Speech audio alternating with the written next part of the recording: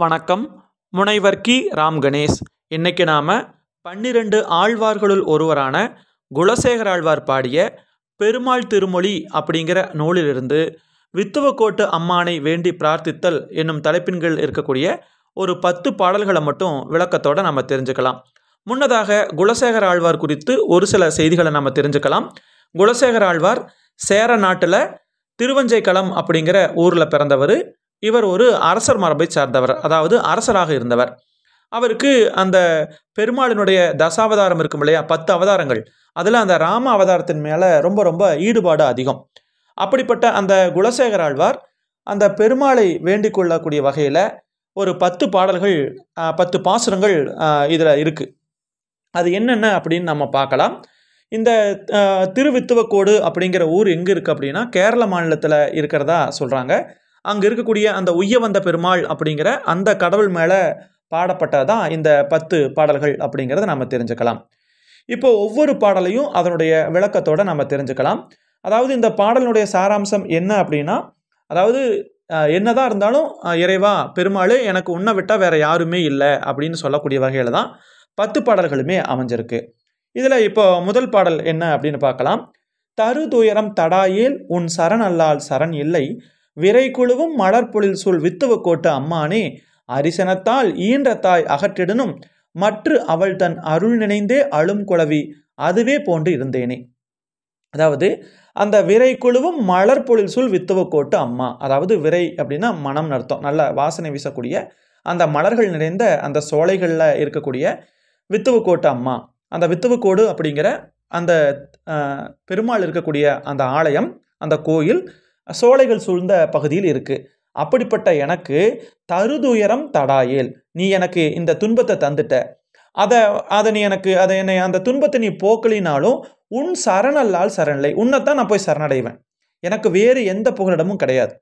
நீ எனக்கு ஏற்பட்ட துன்பத்தை நீ காட்டியும் உன்னுடைய திருவடிகளைத்தான் நான் வணங்குவேன். அது எப்படி சொல்கிறார் பாருங்களேன். அரிசினத்தால் ஈன்ற தாய் அகற்றிடணும். ஒரு பெற்ற தாய், ஈன்ற தாய்னா பெற்றெடுத்த தாய், ஒரு பெரும் கோபம் கொண்டு அந்த குழந்தைய வேண்டான்னு ஒதுக்கினாலும் வெறுத்து தள்ளினாலும் அருள் நினைந்தே அழும் குளவி அதுவே இருந்தேனே.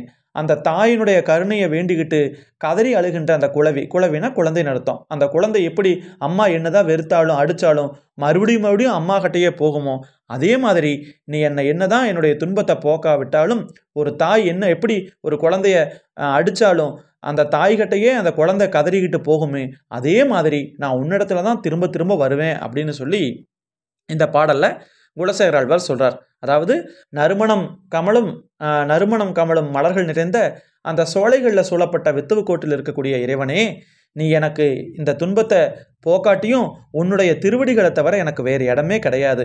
பெற்ற தாய் பெரிய கோபம் கொண்டு தன்னுடைய குழந்தையை வெறுத்து தள்ளினாலும் பின்னாடியும் அந்த தாயுடைய கருணையே வேண்டி அந்த கதறி அழும் இல்லையா அந்த இளம் குழந்தை, அந்த குழந்தை மாதிரி நான் உன்னவே தான் திரும்ப திரும்ப தேடி வருவேன் அப்படின்னு சொல்லி இந்த பாடலில் சொல்கிறாரு குலசேகர ஆழ்வார்.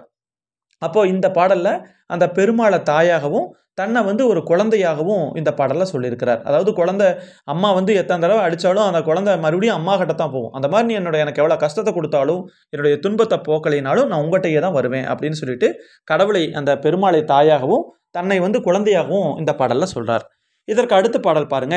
கண்டார் இகழ்வனவே காதலன் தான் செய்திடும், கொண்டானை அல்லால் அரியா குளமகள் போல் விண்தோய் மதில் புடை சூழ் வித்துவக்கோட்டம்மா நீ கொண்டாளாயாகிலும் உன் குறைகளே கூறுவனே.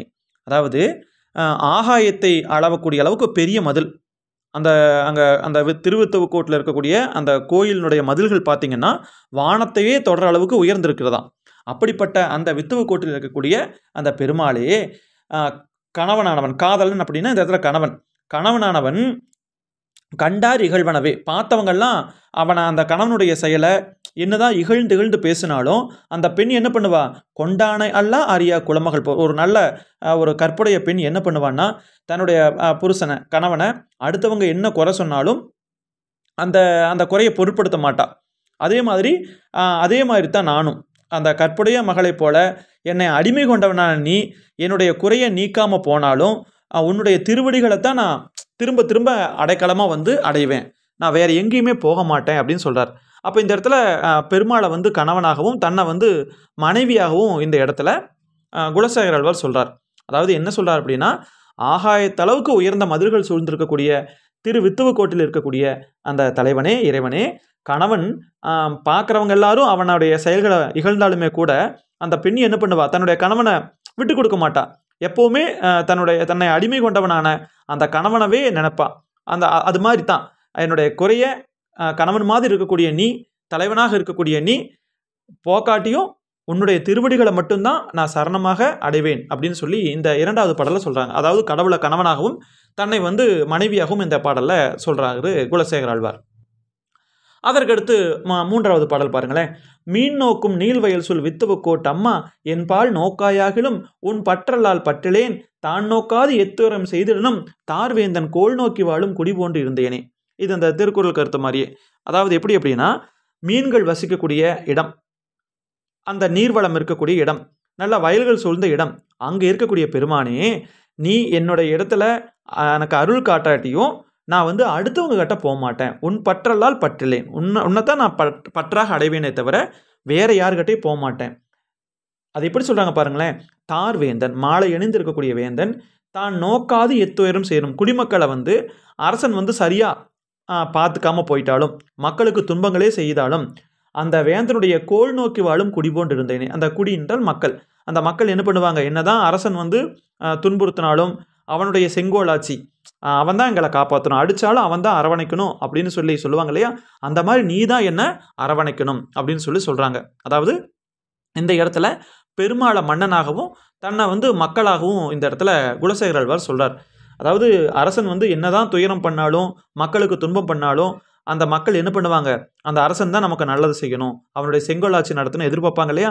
அந்த எதிர்பார்த்து வாழக்கூடிய அந்த குடிமக்கள் மாதிரி நானும் இருக்கிறேன் அப்படின்னு சொல்லி இந்த 3வது பாடலில் சொல்கிறாரு குலசேகர ஆழ்வார்.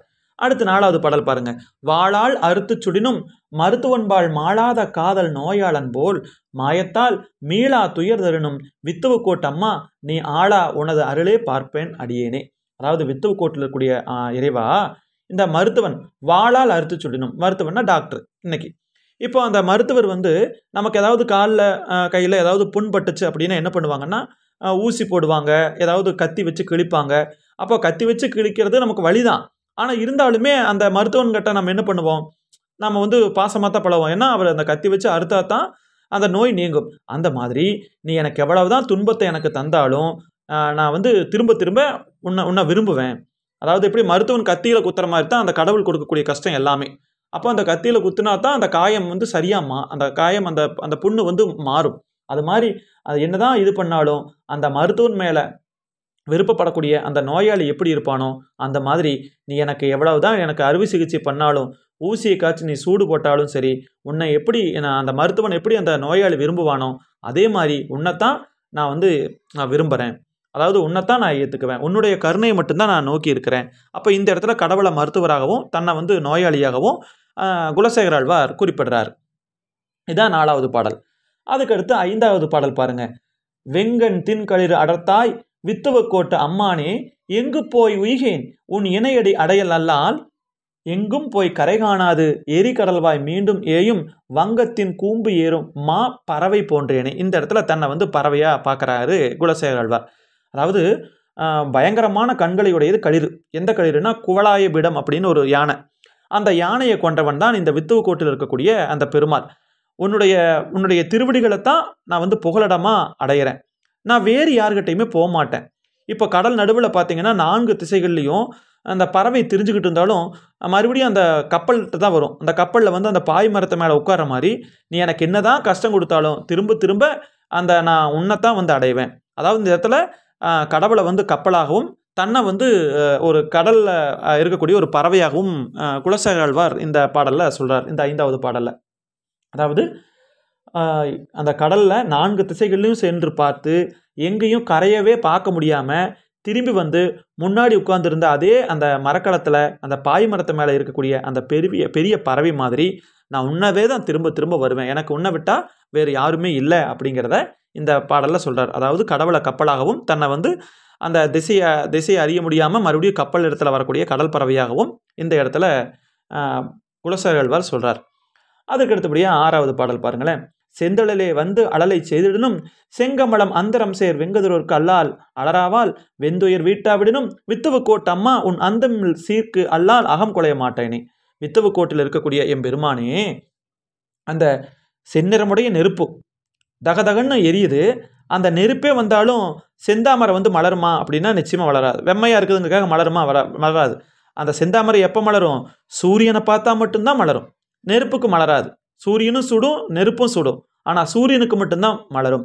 அது மாதிரி நீ எனக்கு எவ்வளோதான் பாவம் தந்தாலும் உன்னவே தான் நான் பார்ப்பேன். உன்னவே தான் நான் பார்ப்பேன். உன்னை பார்த்து தான் நான் எல்லாமே செய்வேன வழிய மற்ற யாருக்கும் நான் வந்து நெஞ்சுருக மாட்டேன். அப்போ இந்த இடத்துல தன்னை வந்து தாமரையாகவும் சூரியனாக பெருமாளையும் சொல்கிறார். அந்த வித்துவக்கோட்டில் இருக்கக்கூடிய அந்த பெருமானே, அந்த சூரியன் வந்து தாமரை பூவானது சூரியனை பார்த்தா மலரும், நெருப்புக்கு வந்து மலராது. அந்த மாதிரி என்னுடைய கொடிய பாவங்களை நீ தான் தீர்த்து அளிக்கணும். அப்படி நீ தீர்த்து அளிக்கலனாலும் உன்னைத்தான் நான் பார்ப்பேனே வழிய நான் வேற யாரையுமே நான் என்ன பண்ண மாட்டேன், பார்க்க மாட்டேன் அப்படிங்கிறத இந்த பாடலில் 6வது பாடலில் சொல்கிறாரு குலசேகர ஆழ்வார். அதுக்கு அடுத்தபடியாக 7வது பாடல் பாருங்களேன். எத்தனை வான்மறந்த காலத்தும் பைங்கூல்கள் மைத்து எழுந்த மாமுகிலை பார்த்திருக்கும் மற்ற அவை போல் மெய்த்துயர் வீட்டாவிடனும் வித்துவக்கோட்டு அம்மா என் சித்தம் மிக உண்பாலை வைப்பேன் அடியேனே. வித்துவக்கோட்டில் இருக்கக்கூடிய பெருமானே, மேகம் எவ்வளவு காலம் மழையை பொழியாமல் இருந்தாலும் அந்த பசுமையான பயிர்கள் என்ன பண்ணும்? அந்த கருப்பு நிறமாக இருக்கக்கூடிய அந்த வானத்தில் இருக்கக்கூடிய அந்த மேகத்தையே எதிர்பார்த்துட்டு இருக்கும் இல்லையா? அந்த பயிர்கள் மாதிரி தான் நான் எவ்வளவு துன்பத்தை அனுபவிச்சாலும் உன்னவே எதிர்பார்த்துக்கிட்டு இருப்பேன். அப்போ இந்த இடத்துல தன்னை வந்து ஒரு பயிராகவும் அந்த கடவுளை வந்து மேகமாகவும் இந்த பாடலில் சொல்கிறாரு குலசேகர ஆழ்வார். அதுக்கு அடுத்தபடியாக 8வது பாடலுக்கு போகலாம். தொக்கு இலங்கி யாரெல்லாம் பறந்து ஓடி தொடுகடலே புக்கன்றி புறம் நிற்க மாட்டாத மற்ற அவை போல் மிக்கு இலங்குமுகில் நிறத்தாய் வித்துவக்கோட்டு அம்மா உன் புக்கு இலங்கு சீரல்லால் புக்கிலன்கான் புண்ணியனே. அதாவது காளமேகம் போல கரிய நிறமுடைய பெருமானே, வித்துவக்கோட்டு அம்மானே, அந்த நீர் இருக்கக்கூடிய அந்த ஆறெல்லாம் கடைசியில் போய் என்ன பண்ணும்? கடலில் தான் போய் சேரும். வேற பக்கம் போகுமானா போகாது. அந்த மாதிரி என்னுடைய நெஞ்சில் புகுந்திருக்கக்கூடிய நீ, உன்னை தவிர நான் எங்கேயும் போக மாட்டேன். இப்போ நதிகள் எங்கெங்கே போனாலும் கடைசியில் எங்கே தான் போய் சேரும் அப்படின்னா கடலில் போய் கலக்கும். அது மாதிரி நான் எங்கே போனாலும் என்னுடைய மனமானது அந்த அந்த நதி எப்படி, அந்த ஆறு எப்படி கடலில் போய் கலக்குதோ அது மாதிரி நான் உன்னிடத்துல தான் வந்து நான் சரணடைவேனே தவிர வேற எங்கேயும் போய் என்ன சரணடைய மாட்டேன். அப்போது அந்த நதி எப்படி கடலுக்குள்ளே நிச்சயமாக போய் சங்கமமாகுதோ அது மாதிரி உன்னிடத்துல தான் வருவேன். அப்போ இந்த இடத்துல பெருமாளை கடலாகவும் தன்னை வந்து நதியாகவும் குலசேகர ஆழ்வார் இந்த பாடலில் சொல்கிறாரு. இது 8வது பாடல். அதுக்கு அடுத்தபடியாக 9வது பாடல் பாருங்களேன். நின்னையே தான் வேண்டி நீள் செல்வம் வேண்டாதான் தன்னையே தான் வேண்டும் செல்வம் போல் மாயத்தால் மின்னையே சேர் திகிரி வித்துவக்கோட்டு அம்மானே நின்னையே தான் வேண்டி நிற்பேன் அடியேனே. அடுத்து சொல்கிறாங்க பாருங்களேன். மிக்க ஒளியுடைய சக்கராயுதம், அந்த சுதர்சனம்ங்கிற சக்கரத்தை வச்சிருக்கக்கூடிய வித்துவக்கோட்டு இறைவனே, உன்னையே விரும்பிட்டு இருக்கிறவங்களுக்கு செல்வம் தானாக வந்து சேரும் விரும்பலினாலும். அது மாதிரி நீ வந்து என்கிட்ட பாசம் காட்டாட்டியும் நான் வந்து உன்னையே அடைந்து விரும்பி நிற்பேன். எப்படி செல்வம் விரும்பாதவங்களவே மறுபடியும் வந்து விரும்பாதவங்ககிட்ட செல்வம் போய் சேரும், அந்த மாதிரி நீ என்னை விரும்பலினாலும் அது நான் உன்ன மாதிரியே வந்து நிற்பேன். அப்போது இந்த இடத்துல ஆண்டவனாகவும் தன்னை வந்து செல்வமாகவும் இந்த இடத்துல 9வது பாடலில் சொல்கிறாரு குலசேகர ஆழ்வார். அதுதான், அதாவது செல்வமே வேண்டானாலும் அவங்ககிட்டே வந்து சேருமா. அந்த மாதிரி இவர், அதாவது கடவுள் வேண்டானாலும் அவர்கிட்ட தான் போவேன் அப்படிங்கிற மாதிரி சொல்கிறார் இந்த 9வது பாடலில். அதுக்கடுத்து 10வது பாடல் என்ன அப்படின்னா, இந்த 10 பாடல்களை படிக்கிறதுனால என்ன நடக்கும் அப்படின்னு சொல்கிறாங்க. வித்துவக்கோட்டு அம்மா நீ வேண்டாயே ஆயிடணும். வித்துவக்கோட்டில் இருக்கக்கூடிய அந்த பெருமானே, நீ என்னை விரும்பாட்டியும் நான் யார்கிட்டையும் போக மாட்டேன்.